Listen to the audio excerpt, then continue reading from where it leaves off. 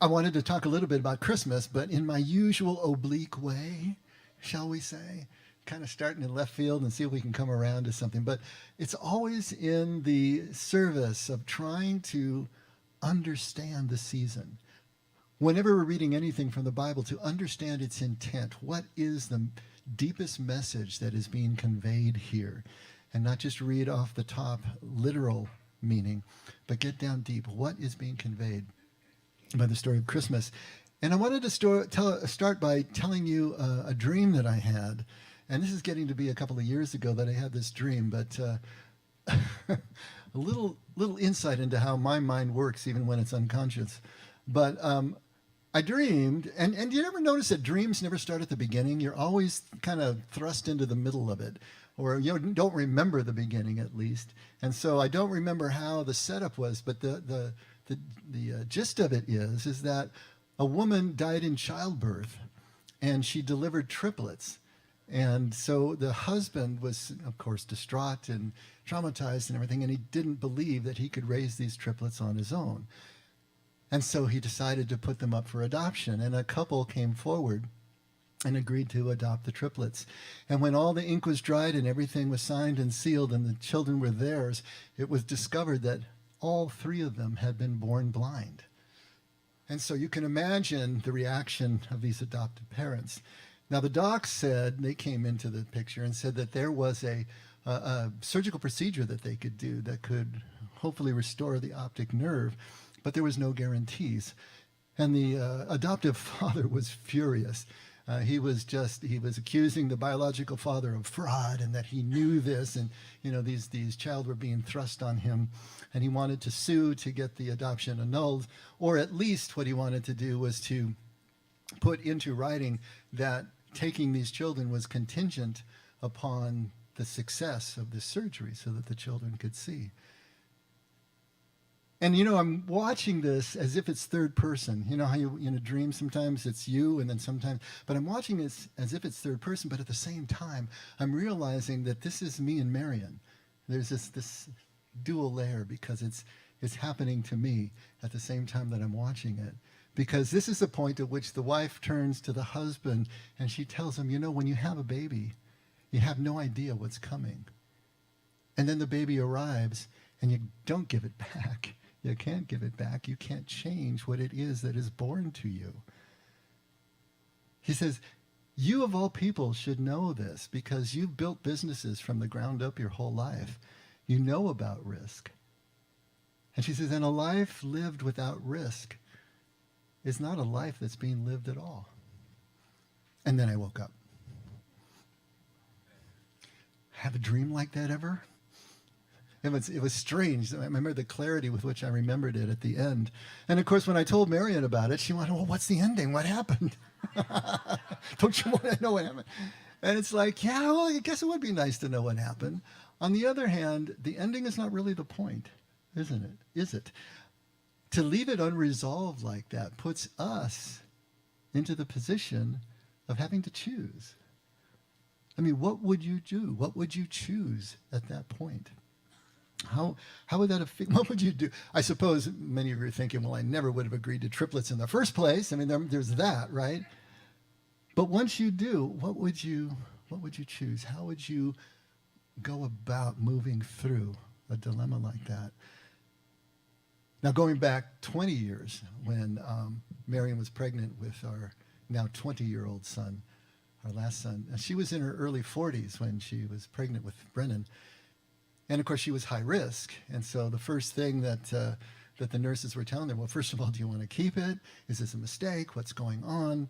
And then telling us all the horrible things that can happen in a late pregnancy, like she was having. And it could be Down syndrome, it could be spina bifida, there's all these things. And at least they said you need to have an amniocentesis to find out what's going on with the fetus, and then you can make your decision based on that. And Marion and I were going through, a real crazy time for those few days, trying to figure out what do we do here? And what if our child is born with one of these maladies? How would we be able to deal with that? On the other hand, what's the alternative? To abort the baby? And we're trying to figure out what in the world to do. And I remember when I had what I call my amnio moment. I don't know why I was there, but I was sitting in my car in a parking lot right in front of, I think I probably went to the bank, which was over here, but there was a Burger King right over here. And I'm sitting and I can see the Burger King and I'm thinking about all this stuff and what do we do? And across the windshield comes this young girl riding a bicycle, and she rides it over to the bike rack that's at the Burger King, and she parks it there. And then I realize she's wearing a Burger King uniform, so she's going to work. And as I watch her get off the bike and get her things and start to walk in, I realize she's Down syndrome. And my mind started playing through what that must have looked like in that home to raise that child to 15, 16 years old, 17 years old, however old she was, to the point that she could actually take a job and she could do things in her life. And the parents at home sending her off to work and receiving her when she came back, and the people in the Burger King who were patient with her and working with her as she did her job. And it was that moment that I realized I could do that. I could do that if I had to. Not that I would ever choose it, but I could raise that child.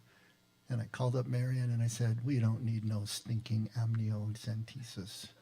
And she was totally in agreement with me, of course. And so we didn't even have the amnio. We just waited to see what would come, you know. In life, isn't it all about risk? Isn't life all about risk? The truth is, we are all at risk.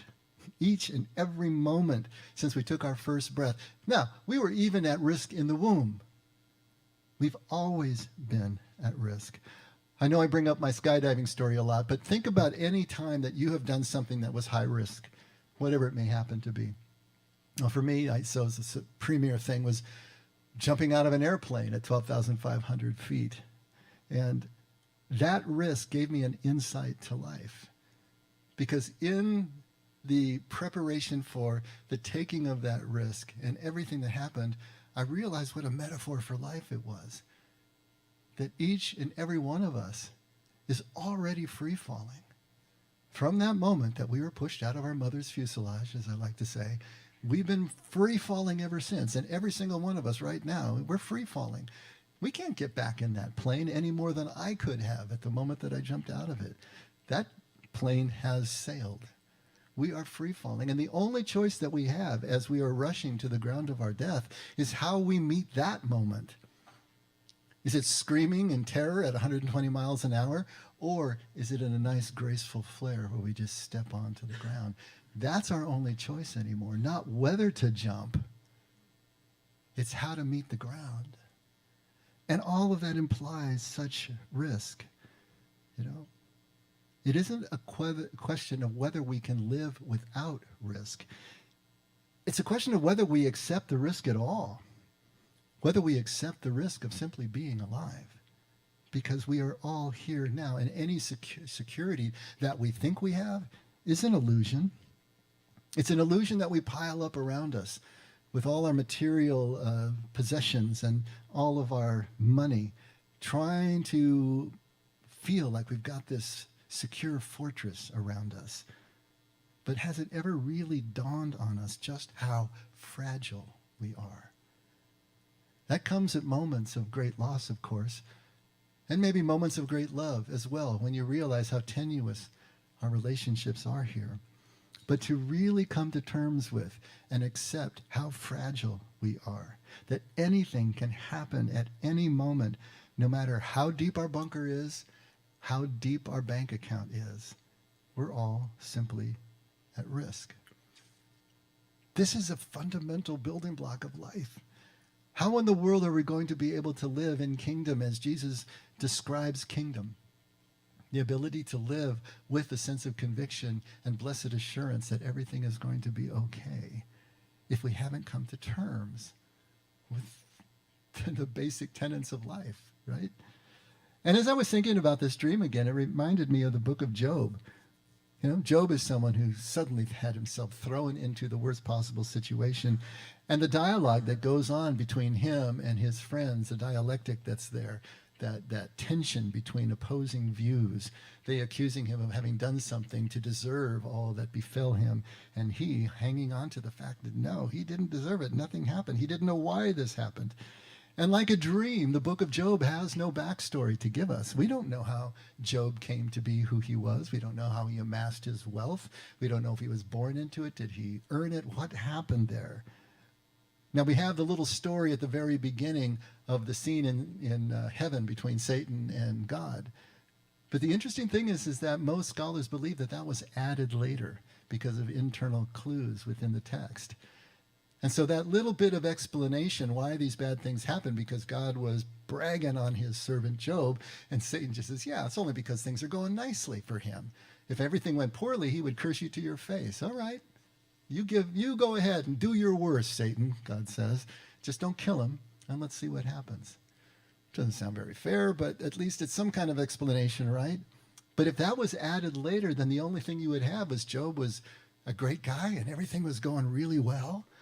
You know, like one of those movies where they're really pouring on how beautiful this relationship is and it's getting really thick and syrupy. You just know something bad's going to happen because they're setting you up for it, right? Well, this would be like the story of Job. Everything is great. And then all of a sudden, everything isn't. Job is really unaware of the risk that he was under. He thought he had it all together.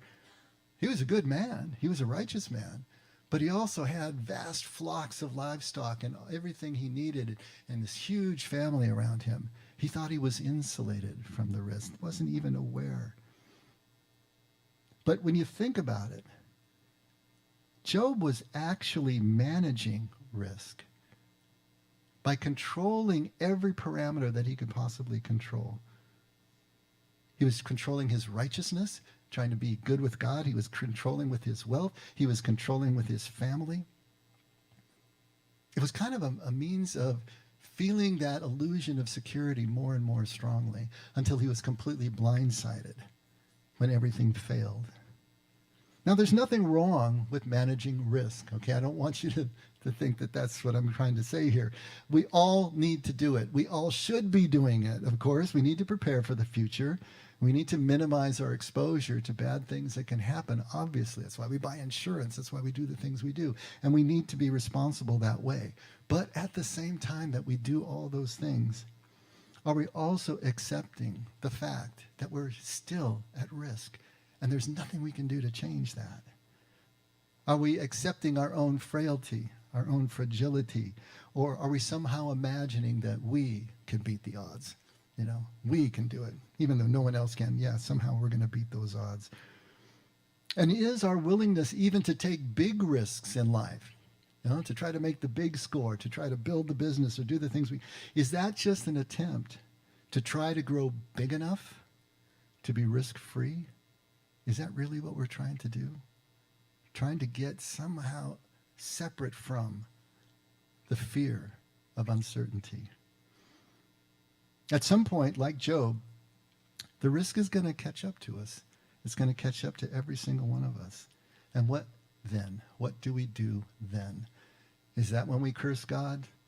Is that when something else kicks in?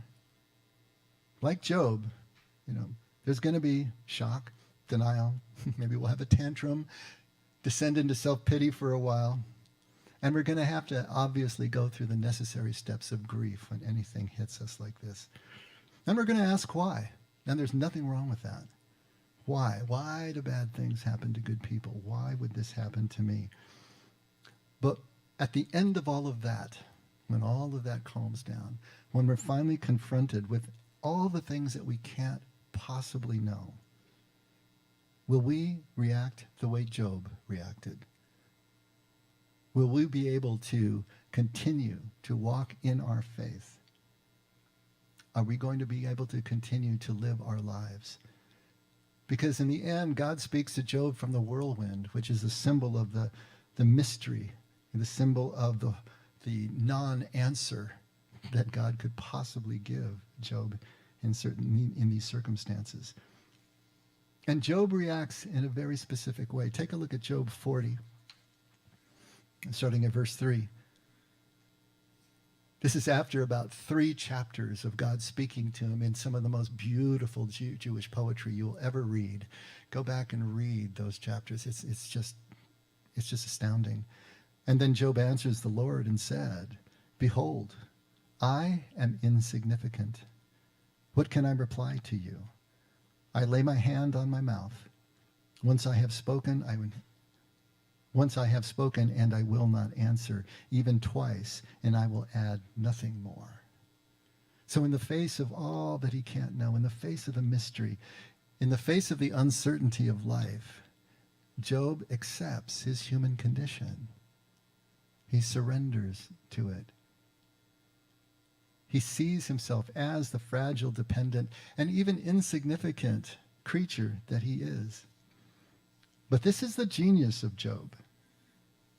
To start to realize that by risking big, trying to build all these things that he had built, it was just another attempt at control. And Ecclesiastes tells us all that is vanity. It's just a chasing after the wind. It's worthless, meaningless.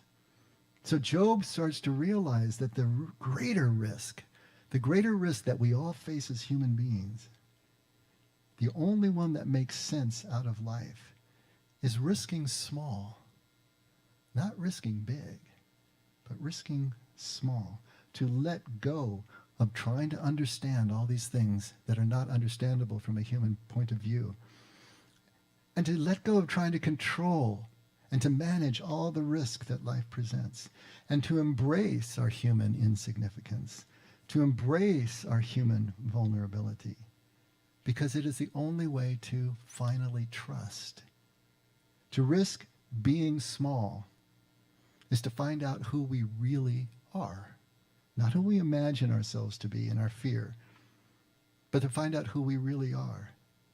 Small, insignificant as things go in the universe, but still at the same time absolutely and infinitely loved, even in our insignificance. That is the paradox. That is the key. To accept our dependence and vulnerability, but at the same time realize that it doesn't matter to this love that we all have. So how does this relate to Christmas with only 2 weeks to go? And then all the noise of the big holiday season that we face, can Christmas actually help us to get small? Can Christmas help us to turn this corner and start to accept and even celebrate our smallness and how we relate because we are exactly what we are? I wanted to read a little bit of a journal entry that I wrote years ago when Brennan, our 20-year-old, was still a little guy in a stroller, probably, 2 or 3 years old, and we went on a hike. I took my 2-year-old son on a walk through a nature reserve near our house one Sunday afternoon. Couched way down in the sling of the stroller, he looked small and far away. All I could see of him was the wind ruffling through the fine hair on the top of his head as I alternately watched the landscape and the footpath, making sure that I was guiding the wheels over the safest and smoothest route. Moving deeper into the hills, the path narrowed as mustard plants overgrew along the sides, rising chest and neck high, covered with their tiny yellow flowers. I could see the path curving off, disappearing into overgrowth, and then reappearing farther down the hill. In the middle distance below us, there were housing tracks, the parking lot, a road alive with traffic, and with the far distant mountains as backdrop, all the familiar sights and sounds of my world aligned in a comforting glance. The path had grown narrow enough that the stroller was now parting the mustard stalks as we pushed through. And as I looked down at my son, I realized that he had gone unnaturally quiet and still.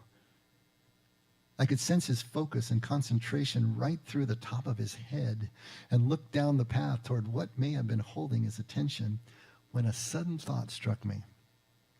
I bent way down, almost doubled over, and held my face at the same level as his, continuing to push through what magically had changed from mustard bushes to tall trees with their yellow tops high over my head.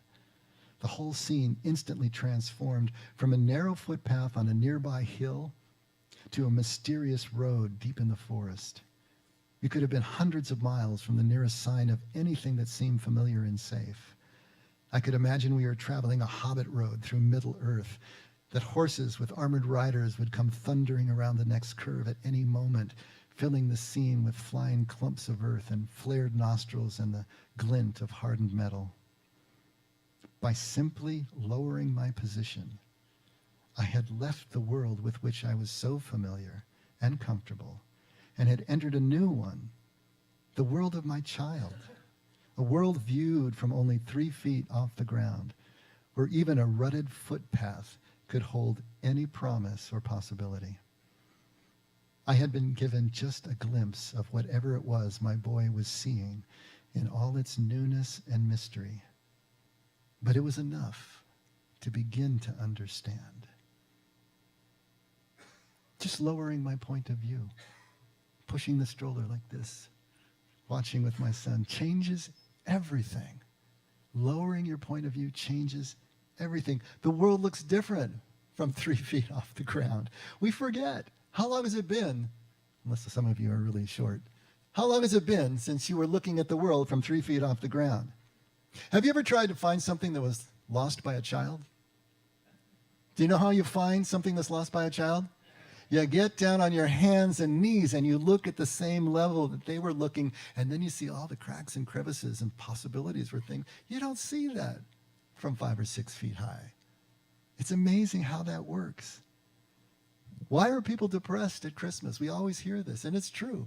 Depression creeps up at the time of the holidays. I believe that we all imprint Christmas from a height of 3 feet off the ground. That's where all the memories are. That's where the magic is. And then we spend the rest of our lives from 5 or 6 feet off the ground trying to recreate that magic that can only be created from 3 feet off the ground. We can't come back into that space using the adult noodle. It just doesn't work. To lower our perspective makes all the difference in the world. Things that you will never see from adult height become alive again when we lower our perspective. And at Christmas time, we are reminded that Jesus started small, like every single one of us. Take a look at Philippians.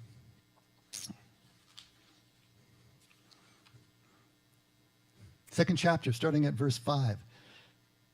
Paul is saying, have this attitude in yourselves, which was also in Christ Jesus, who, although he existed in the form of God, did not regard equality with God a thing to be grasped, but emptied himself, taking the form of a bondservant, and being made in the likeness of men. Being found in appearance as a man, he humbled himself by becoming obedient to the point of death, even death on a cross. Jesus risked starting small, as an infant, as a helpless child. But, unlike the rest of us, most of us anyway, he never stopped being childlike. He didn't grow out of it at some point. And not only that, he didn't just start as a helpless infant the way we all do. He was lying in a manger. What is the Scripture trying to get across by that detail, lying in a manger? It's the symbol of him being poor. It's the symbol of his powerlessness. It's a symbol of him being marginalized, not only as a person, but as an ethnicity. It's a symbol of him being invisible by the world, or to the world, invisible to the authorities of his day. In other words, it's a symbol of his insignificance as far as the world is concerned. That little detail is so huge, but we miss it if we just are looking at the literal meaning. See what it is that it's actually trying to tell us. Jesus was anavim, and we've talked about that Aramaic word before, anavim. It comes from the root word anav, which literally means to bow down. And so that gives you a sense of where this is going. The anavim were people who were lowly, the people who were poor. But at the same time, just because they were physically lowly or marginalized didn't make them anavim, because you can be poor and be really bitter about it. But the anavim were those who recognized their status. They were aware of their condition, but they were accepting of it, and they were not resentful at all. And because they accepted who they really were, all their reliance was on God, because they couldn't do it for themselves. And so every gift they got was a gift they couldn't give themselves. Their lives were marked by gratitude. Their lives were marked by the joy of knowing who they were. Their external condition had been internalized as an attitude of humility, a poverty, even if they were rich. It's not that a rich person can't be anavim, but as Jesus said, it's easier for the camel to go through the eye of a needle than for a rich person to be able to enter this kind of attitude. He calls it poor in spirit in the Beatitudes, which we always misinterpret. It sounds like lacking in spiritual gifts, but it's this exact same idea. The attitude of poverty, even if you're rich, not domineering, grateful for everything that comes your way, because everything is a gift. All of the metaphors that Jesus uses to try to describe people who are living in kingdom, think about them. What are the images that he uses? It's the gardener, right? It's the bride, who would be a 12 or 13-year-old young girl being forced about by the powers of her families and not having really any choice of her own. Marriage is being arranged, and yet finding the way to live in that kind of uncertainty, but also the certainty that at least she's covered by her family, balancing now and not yet. The gardener, knowing that she cannot make the miracle happen of the plants growing, but to show up every day and just do the do and see what happens. It's the child, of course. It's the shepherd. It's the fisherman. It's the servants. All of those metaphors, all those images of people who live in kingdom are anavim, the ones who have accepted their condition and yet have found the gratitude and the hope to be able to live kingdom lives. Now, our egoic mind hates this, hates it with a passion. Because to be out of control, to be out of certainty, is everything the mind is against. The mind is a survival tool, and it tries to make certainty wherever it can. It tries to manage risk wherever it can. It puts up illusions of control, gathers the wealth, gathers the power, gathers prestige, anything to try to make itself feel secure. But the catch is, we can't be present to God. And we can't be present to each other until we realize and accept who we really are. Allow that person to be seen, to let people see us as we know ourselves, so that we really can connect. Nobody can relate to a projection. Nobody can relate to the illusions that we tell ourselves and try to convince others of. They can relate to us, but only when we have realized and accepted who we really are. Only when we have become liberated by the truth. That's why Jesus is so strong on this. If you live the way I live, you will know the truth that will make you free. Free from what? Free from the fear that necessitates all the illusion. Everything that shelves us off and keeps us apart from one another. Take a look at Psalm 131. This is the whole psalm. It is the third shortest psalm of all the psalms. O Lord, my heart is not proud, nor my eyes haughty, nor do I involve myself in great matters or in things too difficult for me. Surely I have composed and quieted my soul. Like a weaned child rests against his mother. My soul is like a weaned child within me. O Israel, hope in the Lord from this time forth and forever. Is that beautiful or what? This is the psalmist realizing and recognizing who he is and just resting in it, celebrating it, realizing he can't be anything other. But in that realization is everything that is needed. It is the connection with God and with each other that makes life meaningful, fulfilled.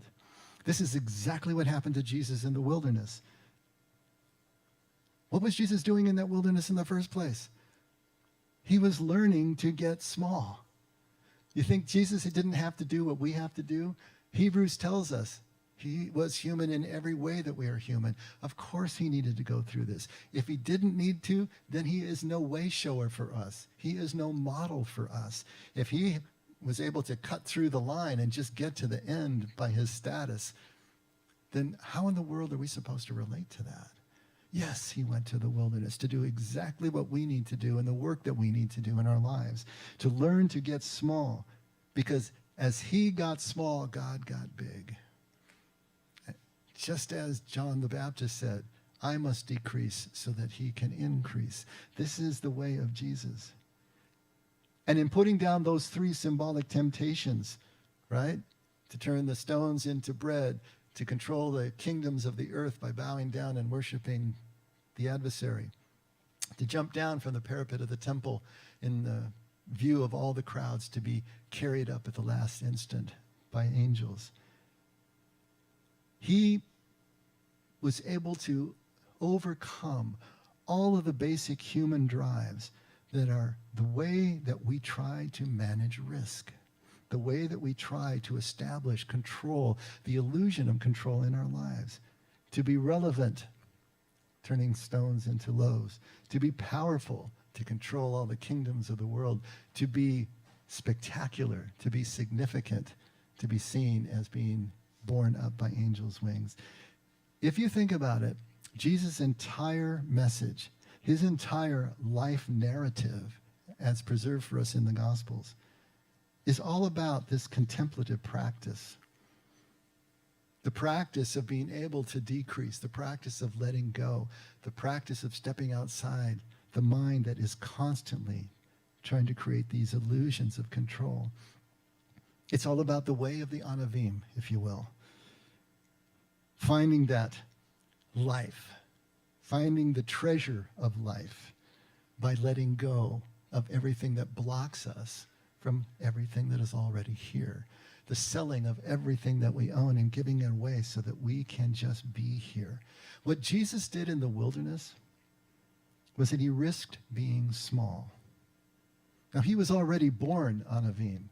Some of us were born Anavim. In other words, born poor and born marginalized. But many others of us have been born rich. Even if we're middle class, that's rich from the world standards. He was born Anavim. He started small physically, through nothing that he had to do. But Jesus never stopped risking being small. He never stopped risking being Anavim. He carried that attitude of the gardener, of the child, of the servant, the attitude of Job eventually, right? He carried the attitude of being completely reliant on God, completely reliant on the Father. But not in a passive way. He still was actively decisive. We see that all through the Gospels. He acts when he needs to, and he acts with force when he needs to, intervening when he needs to, but at the same time maintaining his humility, maintaining that sense of the Anavim. And as his fame and as his influence grew, he still remained materially poor, but also poor in spirit. That attitude of poverty, even if rich. And he always maintained his sense of gratitude, sense of service, wonder and play, sense of humor. Never entitled, but never a victim either. And never a victim of self-righteousness. Jesus always approached every relationship straight across, because that's what Anavim do, right? And he was never shamed or ashamed of his poverty. You notice that? Never. He doesn't make excuses for it. It's like a non-entity for him. In fact, he's empowered and liberated from the need for control or certainty. He's also empowered from the need for anxiety, for worry. He didn't need to do that. He tells us not to worry. And so when we look at Christmas, what are we looking at? Christmas is about small, hidden beginnings of something that turns out to be absolutely huge. Huge. It's kind of like chaos theory. Anything you know about chaos theory? butterfly flaps its wings in Beijing and it snows in New York. The idea is that small changes in input create huge changes in output that are not linear. Same thing is happening here. Small changes at Christmas create huge changes, not only in Jesus' life, but in our life as well. Jesus uses metaphor here too. Remember, he talks about the mustard seed. Mustard seed, tiniest of all the seeds, and yet when it falls to the ground and dies and then transforms into its actual plant status, it is larger than all the other trees in the garden, and the birds of the air can nest, and so on and so forth. Or he talks about just a little bit of leaven in the dough, hidden somewhere in that lump, and yet it leavens the entire lump. He's trying to get these images across to us in ways that we can understand. Small changes in input create huge changes in output. And even as it remains hidden, even as it remains unassuming, even as it remains humble, it has this huge effect. In fact, it's the only way that it can. Because to deny who we are is to change the nature of the relationship, to not have relationship anymore. If you want to find something hidden by a child, you have to get on your knees. You have to get small. And if you want to find something hidden by a child like God, you have to get on your knees. You have to lower your point of view. Christmas is the story of Jesus' birth, but it's also the story of each one of our rebirth. It's the same shape. To be reborn, as Jesus talks about, is to risk becoming small again. It's to retell the Christmas story in our own lives. It's the way Christmas becomes real to us, to enter back into that smallness and move forward, to empty ourselves of all our illusions of grandeur and control, of power, to take the form and the attitude of a servant, to realize that everything that we can accomplish, everything that we can acquire is just a chasing after the wind. That's not where we find the meaning. That's not where we find the relationship. And it's certainly not the place that we find the love. The riskiest thing that we will ever do in this life is to risk being small. And that's what Christmas is trying to tell us. Second part of that journal entry. Being reborn tears us from everything we know and think we understand. It takes from us all the comforting and familiar things we have piled up around ourselves in the effort to feel bounded and held and in control. It seems to require so much of us, so much loss, that we resist as long as we can. But rebirth doesn't take from us anything we actually possess and offers back everything we already do. If we can find our way, not to simply give up, stop resisting, but to truly surrender and take that first step, our rebirth will open up the rest of the way to immense new experience, full of the adventure and exhilaration of possibilities we didn't know existed. From the other side of his rebirth, Yeshua looks up at us from the standing height of a child, from the kneeling height of a servant at our feet, saying that what he has done, we can do, and greater things than these. There he is, way down there, with the wind combing through his hair, beckoning with his broad, blinding smile, and speaking with the unmistakable ring of the truth that makes us free, because in all our powerlessness, there is one power we do possess, the power to choose to hitch our strollers to the power greater than ourselves, the only power that can take us where we really want to go. The truth that the way to healing is actually down and not up, a letting go rather than an acquisition, an admission of vulnerability, a lowering of imagined position, is just too frightening to accept, as long as we believe we have any power left to defend. It's really ironic. It's even scandalous that we are being asked by God to lower our point of view to God's perspective. You see how that works? We think God is up there. We think God is the height. He's asking us to lower our point of view to be able to see what God sees. We can't see it as long as we're up here. Not raising our perspective to God. We lower our perspective to God. Our God risks being small. The standing height of a child, the kneeling height of a servant. And this smallness has huge effects in everything that we see in this universe around us, everything in our lives that we experience. But we will miss it all unless we kneel down interiorly, lower our perspective.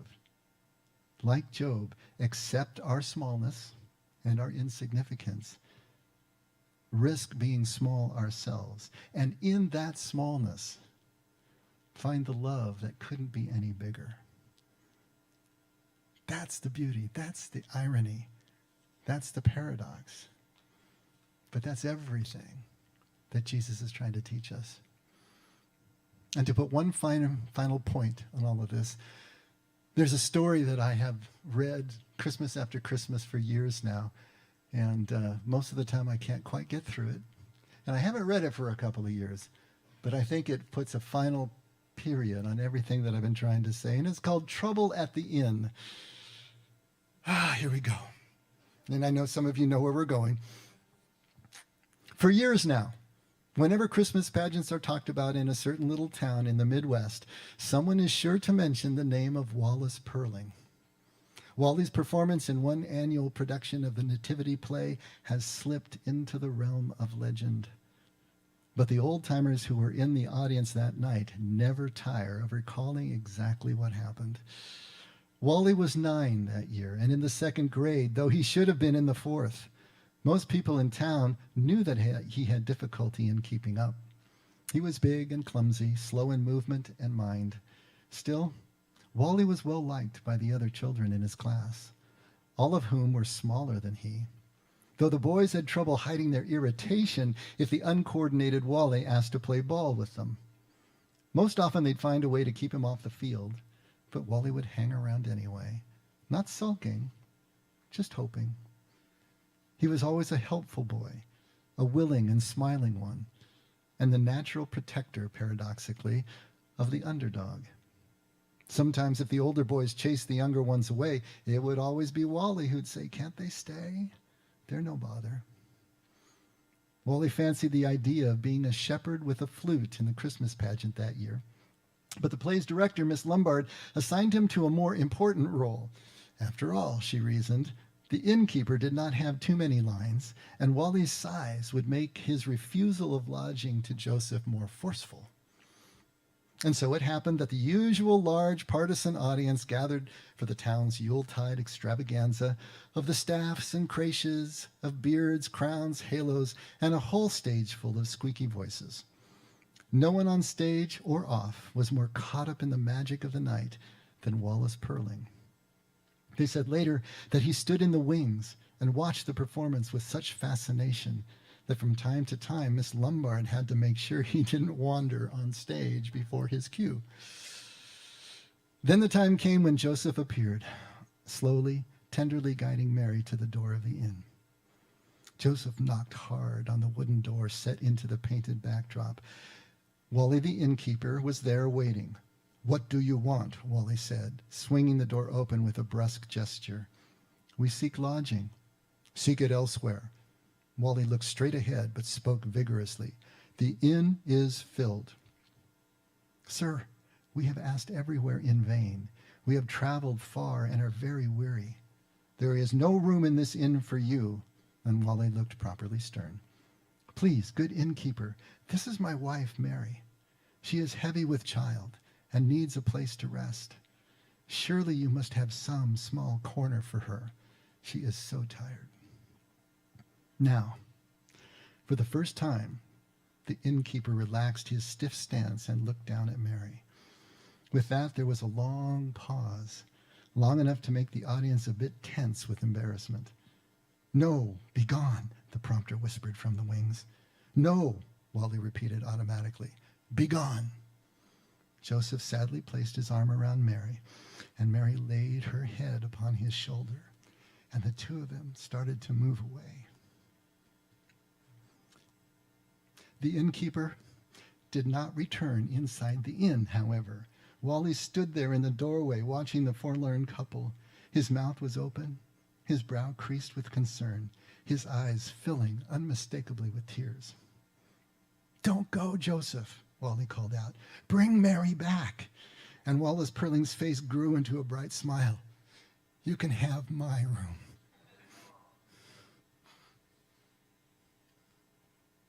Some people in town thought the pageant had been ruined, yet there were others, many others, who considered it the most Christmas of all Christmas pageants they had ever seen.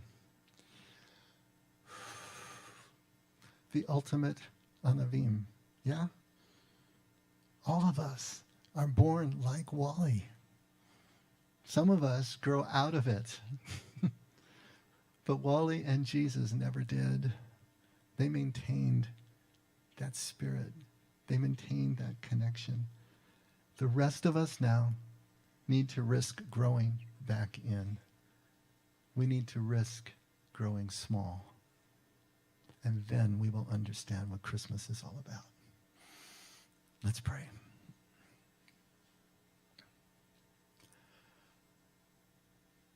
Oh, Father, there's so many beautiful lessons, stories that we read and hear, that we witness in our own lives and relationships, that are pointing us in the direction that you are unmistakably taking us. And yet at the same time, it is so hard for us to give up our addiction to trying to establish control, certainty. It is so difficult for us to let go, to admit that we are powerless. But in that, everything comes alive. And even when we've experienced it in our own lives, in the next breath, there we are trying to establish control again. It is so hard for us, but you understand, and you have infinite patience and infinite love. So, Father, just be patient with us further. We want to take this as far as necessary to be completely connected to you and each other. Thank you, Lord, for showing us in your own existence the unassuming nature of your love so that we can have something to hold on to as we move through the uncertainty of our lives. And this Christmas, in the next 2.5 weeks, help us to become more and more prepared to be small and to see in all those cracks, all those little places, all the things that you have left for us. Thank you, Father, for your love. Never let us forget we can only love because you loved us first. In Jesus' name, amen. Let's all stand.